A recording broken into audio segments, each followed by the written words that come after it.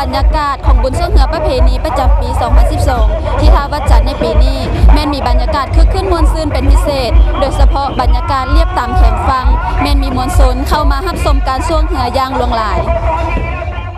สำหรับบรรยากาศอยู่เรียบตามแคมฟังของบุญเซิงเหือประเพณีประจำปีอยู่ที่ท่าวัดจันทร์ในปีนี้แม้นมีความคึกคืนม่วนซื่นเป็นพิเศษมวลชนทุกเพศวัยทั้งที่มาจากนครหลวงเวียงจันทร์ต่างแขวงและรวมทั้งนักท่องเที่ยวสาวต่างชาติจำนวนหลวงหลายได้พร้อมกันหลั่งไหลเข้ามาเที่ยวชมบุญส่งเหือในปีนี้อย่างคับคาหนาแน่นถึงว่าอากาศจะร้อนอบอ้าวแต่บรรยากาศอยู่เรียบตามแคมฟังตั้งแต่เช้าจนฮอดค่ายแลงก็ยังคึกคืนม่วนซื่นไปด้วยสีสันของกองเชียร์จากบรรดาบ้านและภาคส่วนต่างๆและพิเศษในปีนี้การส่วงเหือแม่นจัดขึ้น2มื้อคือ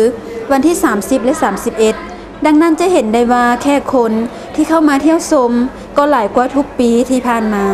แม่ป้ามาจากบ้านไหนเนาะบ้านทองกันคำเจ้ามาเที่ยวบุญส่งเหือทุกปีบ่มาสู่ปีครับปีนี้หันมวนก้อนมูแล้วก็สวัสดิ์เสวยเพิ่นเฮ็ดอันหนทางเรียบร้อยงามดีเป็นระเบียบดี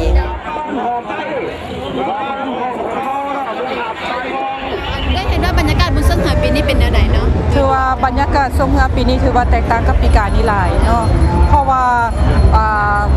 ประเทศลาวเขาก็เตรียมเป็นเจ้าภาพจัดกองประชุมอาเซียนนี้แล้วก็ยิ่งสภาพภาครัฐบาลของพวกเขาก็ถือว่าได้เอาใจใส่ให้ทุกองค์การจะตั้งโดยเฉพาะกับทางเมืองเพื่อพวกเขาได้ถือรับผิดชอบนี่ก็ถือว่าได้พากันประกอบส่วนในการอนุรักษ์ส่งเสริมฮิตของประเพณีลาวเฮาเนาะโดยเฉพาะก็เป็นมื้อนี้เป็นบางานจัดบุญส่งเหือประเพณีประจำปีที่ว่าชาวนครหลวงเวียงจันทร์ของพวกเขาได้พร้อมกันเฮ็ดเนาะ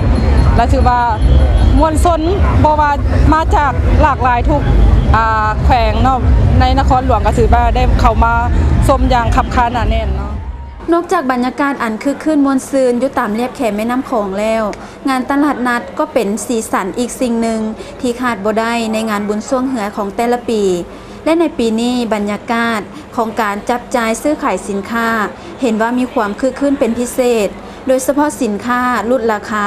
แม้นได้รับความนิยมจากลูกค้าหลายนอกจากนั้นก็แม้นเครื่องอุปโภคบริโภคเกือบทุกประเภทแม้นจำหน่ายดีเช่นเดียวกันการมาขายสินค้าบุญส่งเหือปีนี้เป็นแนวไหนเห็นแล้วบรรยากาศเจ้าน้องก็รู้สึกคึกคืนหลายเพราะว่าหลายคนเนาะมาจากต่างแขวงแน่หรือว่าจะมาจากนครหลวงเวียงจันทร์ว่าจะเป็นวัยรุ่นวัยหนุ่มของเขาบอกจังซี่เนาะหลายคนก็พากันมาเลาะเป็นหมู่เป็นคู่แน่มาแล้วจังซี่อาจจะมีคนคอแห้งรออยากกินน้ำบ่จังซี่ก็มาแวะบุกกับเขาถือว่าหลายเติบกันเลยเนาะแล้วพวกเขาก็มีโปรโมชั่นดีๆกันแน่ซื้อแจกแถมบ่ลดราคาให้แน่จังซี่ก็มีหลายเช่นกันWhere you from? I'm from Norway. First time for Laos? No, actually, I've been here for like almost 2 years. Almost 2 years, yes. I've been in Thailand before that, and now I'm in Laos. What do you like this festival? Well, I like all the people getting together and all the shops and like happy. And I like to walk, so I see parties everywhere. People having a good time everywhere. ท่านผู้ชมบุญส่งเหือปีนี้นอกจากจะมีบรรยากาศที่เบิกบานม่วนซื่นแล้วยังมีความสงบเหี่ยมห้อยเป็นอย่างดีแล้วก็เป็นอีกปีหนึ่งที่พวกเราได้พร้อมกันอนุรักษ์รักษาวัฒนธรรมอันดีงามของชาติลาวเฮาให้คงอยู่ตลอดไปคุณแก้วถ่ายภาพวันคำรายงาน